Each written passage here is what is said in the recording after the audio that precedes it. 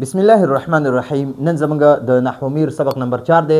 د لفظ قسمونه او د مفرد تعریف پکوجي. د لفظ قسمونه به زده کو او مفرد څه ته وایي بیا دغه قسمونه به ان شاء الله وایو. خجی نو اول اوس مونږ وایو فصل. فصل څه ته وایي؟ جدا کولو ته وایي.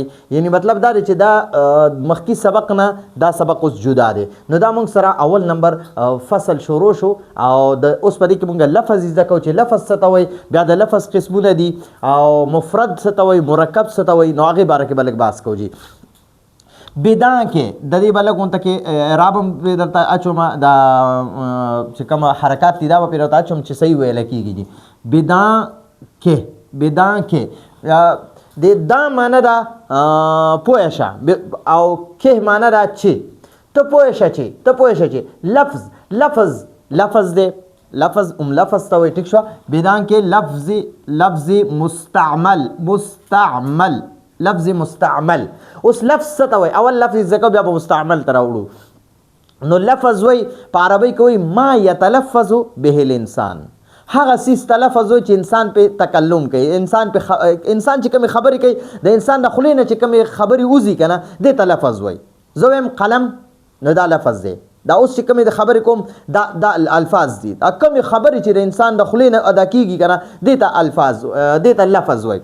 نو لفظ ما یتلفظ به الانسان، ما یتلفظ به الانسان، د انسان د خولې نه چې څه وځي هغې ته لفظ وایي. ٹھیک شو. او اوس د لفظ معنی سره، د لفظ معنی دا ویشتل. نو عربی کوي وي اکلت التمرة، اکلت معنی دا ما خوړه، د واحد متکلم څخه ده. اکلت معنی دا ما خوړه، التمرة قجوره، اکلت التمرة ما قجوره خوړه. ولفظت لفظ يلفظ، لفظت معنی دا لفظتم د واحد متکلم څخه ده. لفظت معنی دا ما اوشتو، لفظت التمرة یعنی اکلت التمرة ولفظت نوا د دې قجوري اډوکی ته وایي.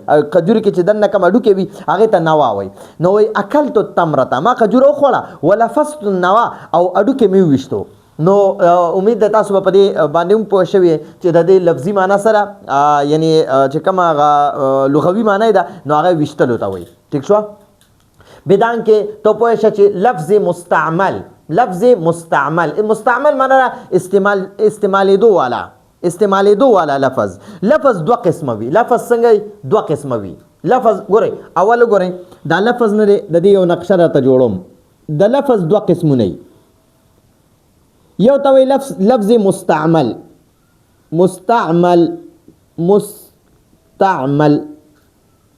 لفظ مستعمل، او یو ته وایي لفظ مهمل. لفظ مهمل څه ته وایي؟ مهمل. یو وی لفظ مستعمل، دی لفظ مستعمل ته لفظ موزوم وای، لفظ موزوم ورته وای. لفظ مستعمل څه ته وای؟ لکه دا قلم دی کنه، قلم یعنی معنی والا لفظ ته لفظ مستعمل وای. چې کوم لفظ معنی کنه هغه ته لفظ مستعمل وای. لکه قلم دی، قلم. نو ګورئ د قلم ته لفظ مستعمل ورته وای. او اوس مونږ وایو لکه مونږ پښتو کې زر وایو کنه قلم ملم. نو دا ملم چې کنه ملم، نو دا د دې څه معنی نشته. ٹھیک شو. اوس مونږ وایو کتاب میتاب، دا کتاب چې کنه کتاب دته لفظ مستعمل وای، لفظ مستعمل وای. او مونږ بیا وایو میتاب، کتاب میتاب را کیا، قلم ملم را کیا، کرسی مرسی را کیا، کمرې ممرې تزا، بورډ. نو دا بورډ خو چې دا لفظ مستعمل دی، لفظ مستعمل. دا موډ چې دا دته لفظ مهمل وای.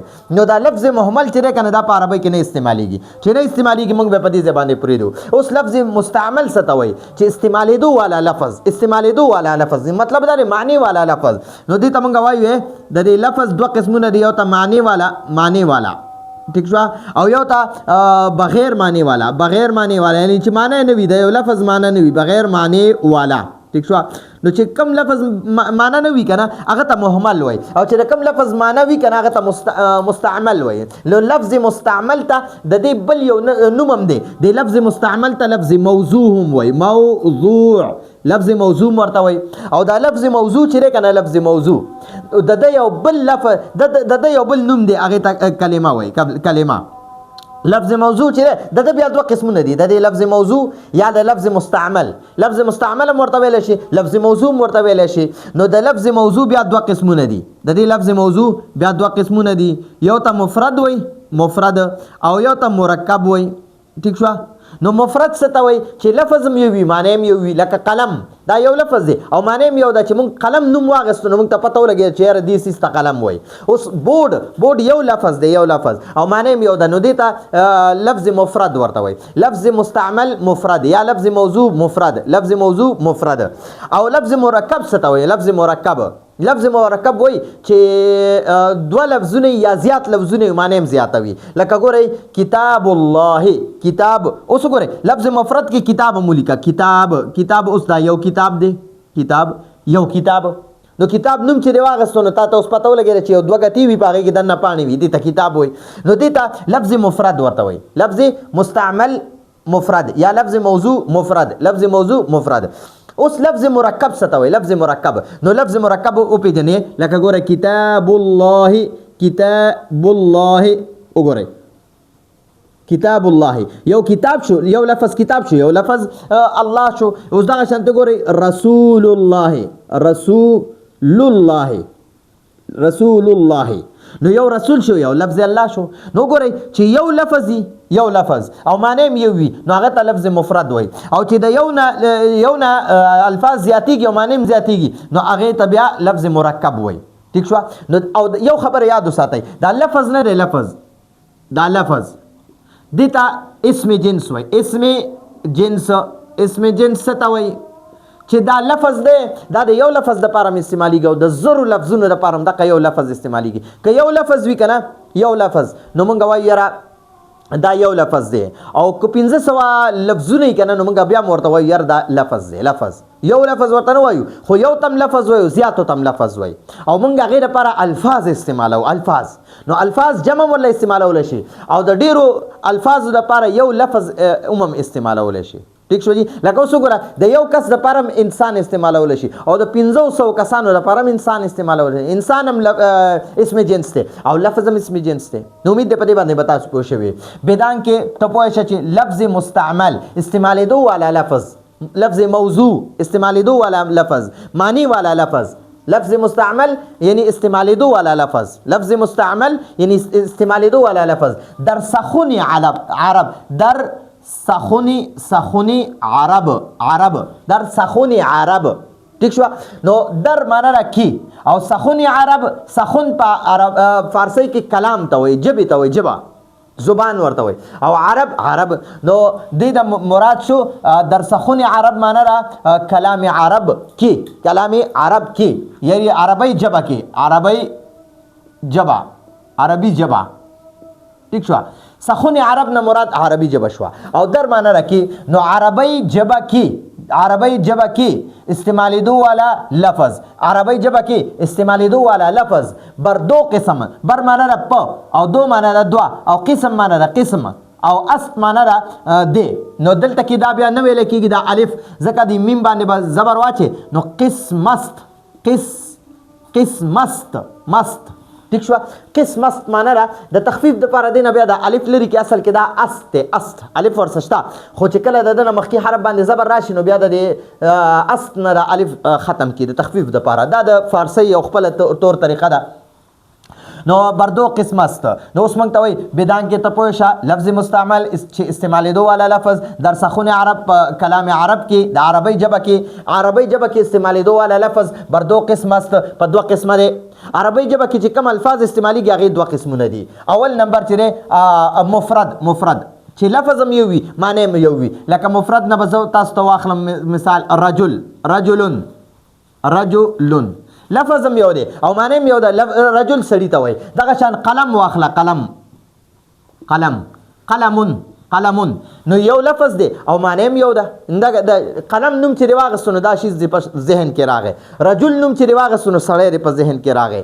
او دغه شانته کتاب نوم چې دی واخیستو که نه کتاب نو کتاب دی په ذهن کې راغی. دوه ګتې په منځ کې پکې کاغذونه ٹھیک شو په منځ کې پکې صفحې وي پاڼې پکې نو هغې ته کتاب نو لفظ هم یو دی او معنی هم یو ده نو دې ته مفرد وایي. دې لفظ ته لفظ مفرد وایي. ٹھیک شو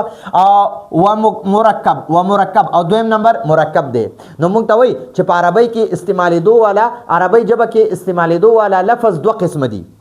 یو ته لفظ مفرد وای چې لفظ هم یو وي او معنی هم یو وي او یو ته لفظ مرکب وای چې لفظ خو یو نه وي او معنی هم لکه لفظ هم یو نه وي معنی هم یو نه وي لکه ګوره اوس کتاب الله مفرد کې دلته کتاب مفرد کتاب معنی یو کتاب او کتاب الله نو ګوره الفاظ دو شو یو لفظ الله شو دا وګوره لفظ الله او یو کتاب شو نو ګوره چې دو الفاظ شو نو دې ته مرکب وای دې ته اوس مفرد نه وای ٹھیک شو مفرد څه ته وای چې لفظ هم یو وي معنی هم یو وي او مرکب څه ته وای چې لفظ دو وي یا زیات وي لفظ مرکب څه ته وای چې لفظ یو دو وي یا زیات وي دو وي یا زیات چې لفظ یو وي کنه هغه ته لفظ مفرد وای او چې لفظ دو یا زیات وي هغه ته لفظ مرکب وای نو اوس دلته کې موږ سره کتاب الله دو الفاظ شو نو موږ ته اوس بیا وایي ګورئ بدان کې ته پوه شه چې لفظ مستعمل در سخن عرب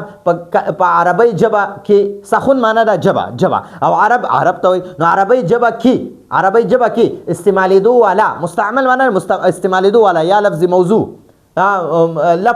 لفظ بر دو قسم است په دو قسمه دی یعنی په عربی ژبه کې استعمالیدو والا لفظ یعنی معنی والا لفظ مستعمل معنی به واخلو معنی والا لفظ ٹھیک شو یا استعمالیدو والا لفظ چې په معنی وي نو چې کوم لفظ معنی وي نو په عربی کې هغه استعمالیږي چې کوم لفظ معنی نه په عربی کې هغه نه استعمالیږي لکه اوس وزم قلم کنه نو قلم په عربی کې استعمالیږي خو زمونږ وایو یاره ملم کنه قلم ملم کتاب متاب اوبه بورډ کمره ممره ٹھیک شو بازار مازار نو ګورې دا بازار لفظ استعمالیږي عربی کې خو دا مازار خو پکې نه استعمالیږي کنه دغه په جمله کې دا بازار استعمالیږي مازار پکې نه استعمالیږي کتاب استعمالیږي متاب نه استعمالیږي قلم استعمالیږي ملم نه استعمالیږي نو استعمالیدو والا لفظ ته لفظ مستعمل وای مستعمل نو په کلام عرب کې د عربی ژبه کې استعمالیدو والا لفظ بر دو قسمت په دوا قسم دي اول نمبر مفرد و مرکب او دویم نمبر مفرد او مرکب ٹھیک شو نو ما تاسو دلته پوه کړئ چې د لفظ دوه قسمونه دي یو ته لفظ مستعمل وي یو ته لفظ مهمل وي نو لفظ مستعمل معنی والا لفظ ته وي دته لفظ موزوم وي او د دې لفظ مستعمل لکه کتاب قلم دغه شانته بورډ کمره جماعت لارا بازار نو دیتا لفظ مستعمل وي او لفظ مهمل څه ته وي لکه موږ وایو قلم ملم نو قلم لفظ مستعمل دی او ملم لفظ مهمل دی او کتاب لفظ مستعمل دی او متاب لفظ مهمل دی ٹھیک شو نو اوس موږ بیا وایو وای د دې لفظ مستعمل دوه قسمونه دي یو مفرد دی یو مرکب دی نو دقه موږ ته وسوي چې لفظ مستعمل په عربی کې دوه قسمه دی لفظ مستعمل په عربی ژبه کې دوه قسمه دی مفرد او مرکب نو لفظ مستعمل په عربی ژبه کې دوه قسمه دی مفرد او مرکب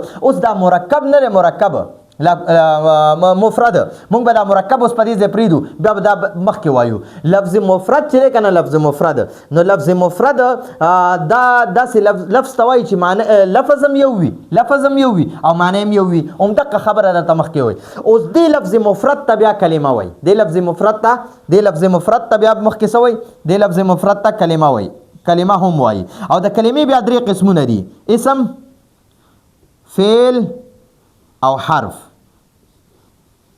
ٹھیک شو اسم فعل حرف نو موږ ته دقه وسوي ښه نو موږ ته اول وی چې په عربی ژبه کې استعمالیدو والا لفظ دوه قسم دي عربی ژبه کې استعمالیدو والا لفظ دوه قسم دي یو لفظ مفرد دی یو لفظ مرکب دی نو لفظ مفرد چې لفظ هم یو وي معنی هم یو وي او لفظ مرکب چې لفظ هم دوه یا زیات وي او معنی هم دوه یا زیات وي نو اوس په مونږه لفظ مرکب دلته پرېښودو اوس موږ لفظ مفرد اخلو اوس موږ ته وایي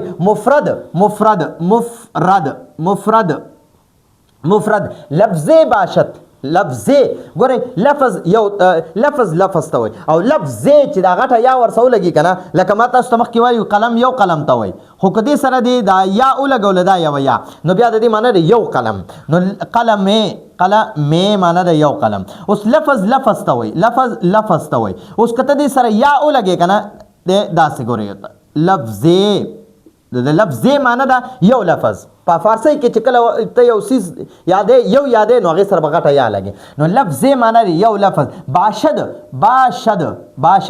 لفظ باشد مفرد لفظ باشد لفظ باشد تنها معنا د یوازې یک تنها مونږ وایو کنه یک تنها روانو ما په لار باندې څوک را سره نو یک تنها روانو ما یا اردو کې وایي اکیلا بالکل یک تنها یوازې ٹھیک شو نو بعد د لیکلي یوازې نو مفرد لفظ باشد معنا را دے ٹھیک شو او لفظ معنا یو لفظ مفرد لفظ باشد مفرد یو لفظ دے باشد معنا یوازې مفرد لفظ باشد تنها مفرد یوازې یو لفظ دی کې دلالت کند دلالت کې معنا چی دلالت معنا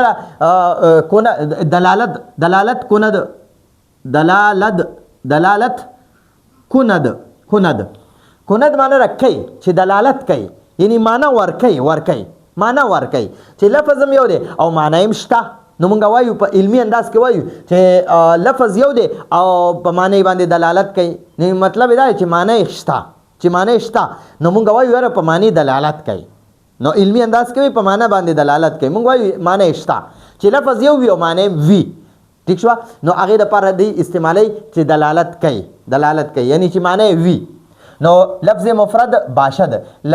مفرد باشد تنها چې مفرد یوازې یو لفظ دی وي کې دلالت کند چې معنا ورکي دلالت کوي بر معنا را په یک معنا دا یو بر یک معنا ٹھیک شو چې لفظ یوازې یو لفظ هم وي کې دلالت کند بر یک معنا او په یو لفظ معنا د یو یعنی لفظ هم یو دی او معنا هم یو ده ٹھیک شو کې دلالت کند چې دلالت کوي بر یک معنا په یو معنا یعنی مطلب دا دی چې لفظ یو دی او معنا هم یو ورکوي لفظ هم یو دی او معنا هم یو ده نو دی علمي انداز کې وایي لفظ مفرد لفظ باشد تنها مفرد یوازې یو لفظ دی کې دلالت کند چې دلالت کوي بر یک معنا په یو معنا نو لفظ هم یو دی او معنا هم یو ده نو دی علمي انداز ورکړی دی معنا په فارسی کې هغه او هغه را معنا تا هغه تا کلمه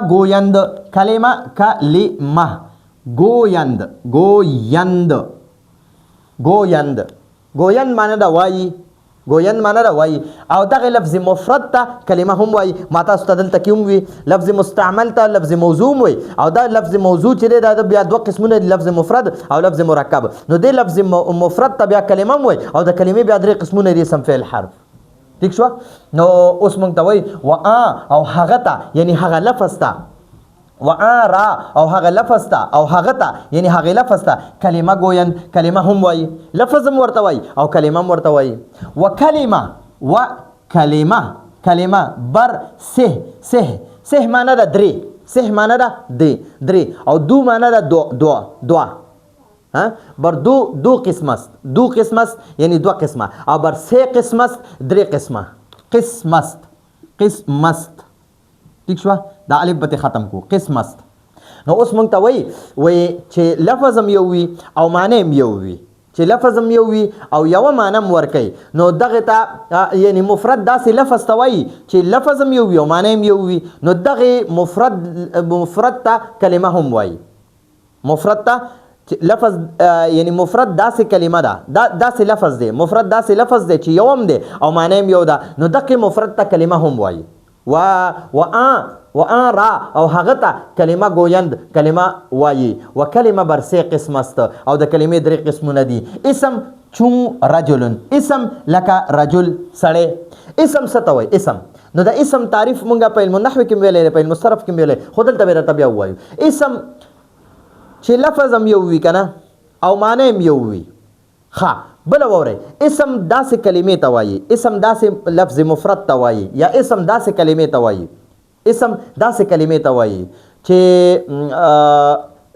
بغیر د بلې کلمې ملاوېدو نه خپله معنی ورکوي یعنی بلې کلمې ملاوېدو ضرورت ورته نشته معنی معلومه شوه اوس رجلون دی نو دا یو اسم دی د معنی معلومه ده سړی ٹھیک شو سړی ته رجل وای په عربی کې سړی ته رجل وای نو د دې سړی ته رجل ویلو لپاره د بل لفظ ضرورت هنيشته کنه د ملاوېدو ٹھیک شو بالکل ضرورت نشته.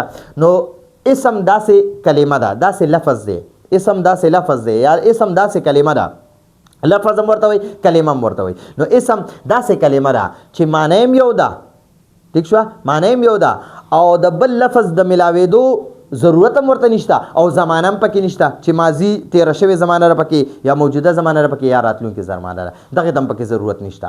نو اسم داسې کلمه ده چې د معنی معلومې کنه نو نه ور سره د بل لفظ د ملاوېدو ضرورت شته او نه ور سره زمانه ضرورت شته. د اسم نوم ته وایي. اسم دلته کې مراد رجل دی. رجل یو یو عربی کې یو نوم دی، نو دا سړی ته وایي. ٹھیک شو. قلم یو اسم دی، دا قلم ته وایي. کتاب یو اسم دی، کتاب ته وایي. سبوره یو اسم دی، بورډ ته وایي. ٹھیک شو.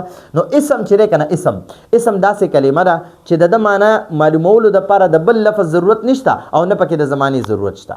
اسم داسې کلمه ده چې د معنی په خپله معلومه ده، د بل لفظ د ملاوېدو ضرورت هم ورته نشته او دغه هم ورسره نشته دی، دا او نه پکې زمانه شته، ماضي حال مستقبل پکې نشته. او دویم نمبر د ما خو تاسو ته ووي چې مفرد لفظي باشد تنها. مفرد داسې یوازې لفظ دی چې دلالت کند بر یک معنی، چې په یوه معنی باندې دلالت کوي، یعنی یوه معنی وي. ٹھیک شو. و آرا او دغه مفرد لفظ ته او دغه مفرد لفظ ته کلمه گوین، کلمه هم وایي. و کلمه بر سه قسم است او د کلمې درې قسمونه دي. اسم چون رجلن، اسم لکه رجل. و فعل د دویم قسم د کلمې سره فعل دی. اول قسم د کلمې سو اسم، دویم قسم د کلمې فعل دی. فعل چون ضربه. چون معنی ده لکه، مونږ پښتو کې وایو لکه کنه، نو په عربی کې ورته په فارسی کې ورته چون وایي. چون معنی ده لکه، اردو کې وایي جیسے. وفعل چون ضربه. وفعل چون ضربه او فعل لکه ضربه. نو فعل اوس داسې کلمه ده، فعل داسې کلمه ده چې د معنی هم په خپله معلومیږي، د بلې کلمې ملاوېدو ضرورت هم ورته نشته، خو دکې درې زمانې وي، یا به ماضي وي یا به مستقبل وي او یا به موجوده زمانه وي. نو ضربه کې دا فعل ماضي ده. ضربه معنی هغه یو سړي په تېره شوې زمانه کې وخل وکړه. او اوس یضربو دی، یضربو نو دام فعل دی. یضربو دی دام فعل دی او د کې د موجوده زمانه عموم ورکوي او راتلونکي زمانه هم پکې شامله ده. نو اسم داسې کلمه ده چې معنی معلومولو دپاره د بل لفظ ضرورت هم نشته، د بل لفظ د ملاوېدو او دغه هم پکې نشته دی، زمانې هم پکې نشته. او فعل داسې کلمه ده چې د معنی په خپله معلومیږي، د بل لفظ ملاوېدو ضرورت ورسره نشته د معنی معلومولو دپاره. او زمانو نه پکې یا ماضي وي یا به موجوده وي یا به راتلونکې زمانه وي. ٹھیک شو. و حرف چون لکه هل او حرف د کلمې دریم قسم څه شی دی؟ هل. حرف لکه هل یا من. هل معنی ده آیا او من معنی ده نه، اردو کې وایي سه او موږ په پښتو کې وایو نه. او اله معنی ده پورې. نو ګوره اوس د حرف تعریف زده کوي. موږ په علم النحو کې علم الصرف کې ویل هم دی، خو دلته په فارسی کې موږ لا راکړی دی او تعریف یې ورسره نه دی کړی چې حرف څه ته وایي. نو حرف یو داسې کلمه ده چې د ده سره د بل لفظ نه ملاو کړي که نه، بل لفظ دې ورسره نه ملاو کړي، د ده معنی نه معلومیږي. اسم معنی چې معلومې د بل لفظ ضرورت ورسره نشته، او د فعل معنی چې معلومې عموم ورته د بل لفظ ضرورت نشته. خو د حرف معنی چې معلومې کنه نو د سره به بل لفظ ضرور لګي، دا د بل لفظ محتاج دی. اسم هم د بل لفظ په معنی ورکولو کې د بل لفظ محتاج نه دی، فعل هم په معنی ورکولو کې د بل لفظ محتاج نه دی، او حرف چې دی دا په معنی ورکولو کې د بل لفظ ضرور محتاج دی. که ته من وې من کنه نو ته ورسره د په معنی نه پوهېږي، د من معنی را نه، من معنی را نه. که ته د من سره مسجد لګې کنه، من المسجد جمعات نه، من المسجد مسجد نه، یا من البيت کور نه، نو د من سره د کور ولګو کنه، بیت ته ورسره ولګو، نو اوس په معنا باندې پوهېږي. نو حرف یو داسې کلمه ده چې د سره به بل لفظ ملاوي نو بیا به د په معنا باندې پوهېږي. که بل لفظ ورسره ملاو په معنا باندې، که بل لفظ ملاو نه کړو په معنا باندې نه پوهېږي. او دې کې درې زمانې نه وي. نو په اسم کې درې زمانې نه وي ماضي حال مستقبل او په حرف کې درې وانه زمانې نه وي ماضي حال مستقبل خو اسم او فعل نه دی د معنا په خپل معلومیږي د بل لفظ ملاوېدو د معنی معلومولو لپاره ورسره بل لفظ ملاوېدو ضرورت نشته او حرف داسې کلمه ده چې د معنا معلومې نو بل لفظ به ورسره ضرور ملاوي لکه علا دی علا نو علا معنا ده باندې ٹھیک شو خو اوس صرف باندې کوه په معنی نه پوهیږي کته اوس وی علل کرسی باندې علل کرسی نو اسم دی ور سره ملاو کو نو اوس په معنی پوه شوي او چې یاره د علا معنی ده باندې ٹھیک شو نو موږ ته عمدغه وای چې د کلمې درې قسمونه دي اسم لکه رجل او فعل لکه ضربا یا یضربو او حرف لکه هل یا من یا الا یا علا دا حرف دی اوس موږ ته وایي چنانکه معنا ده څنګه چې اردو کې وایي جیسے کې نو چنانکه څنګه چې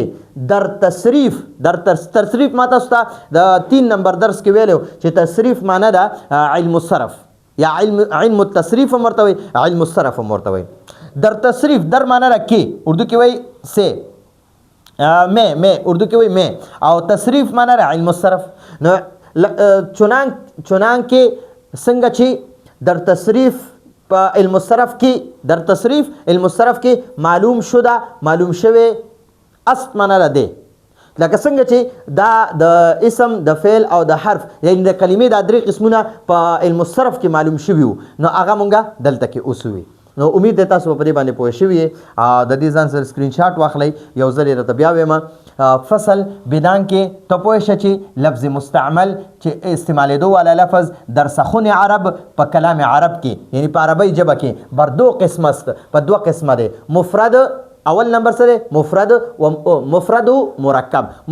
و مرکب بنوي بس په دې مفرد پر اخیری حرف باندې دال باندې پیش واچو دا و ور سره په خپل ادا شو دا به بیل نه وي مفرد و مرکب بنوي بس دا څه به مفرد و مرکب نو دا لفظ مستعمل په عربی کې دوه قسمه دی یا به مفرد وي چې لفظ هم یو وي معنی هم یو وي او یا به مرکب وي چې لفظونه دوه یا زیات وي نو هغه ته او معنی هم زیات وي اوس درته د مفرد تعریف کوي مفرد لفظی باشد تنها مفرد یوازې یو لفظ دی کې دلالت کند بر یک معنی چې په یو معنی دلالت کوي چې لفظ هم یو دی معنی هم یو ده و آرا او هغه ته یعنی دغه مفرد ته کلمه گویند کلمه هم وایي و کلمه بر سه قسم است او د کلمې درې قسمونه دي اسم چون رجلون و فعل چون ضربه و حرف چون حل چنانکه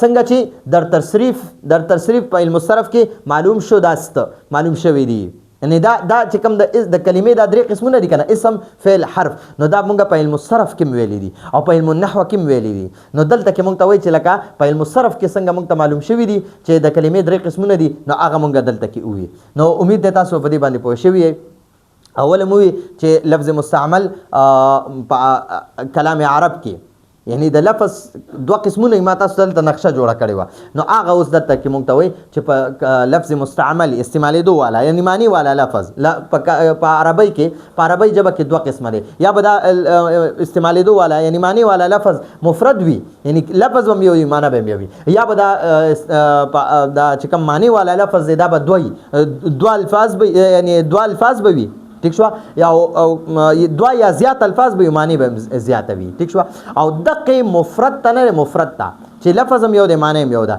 دته کلمه هم وایي مفرد هم ورته وایي دغه مفرد لفظ ته کلمه هم وایي او مفرد هم ورته وایي بیا دغه لفظ مفرد لفظ چې چاته کلمه وایي نو دغه کلمې بیا درې قسمونه دي اسم فعل حرف ٹھیک شو او د دې تعریفونه په علم الصرف کې مخکې تیر شوي دي نو دا زمونږ د نن ورځې څلورم نمبر درس راتلونکي درس پورې اجازه غواړو هذا هو المرام والله اعلم بحقیقة الكلام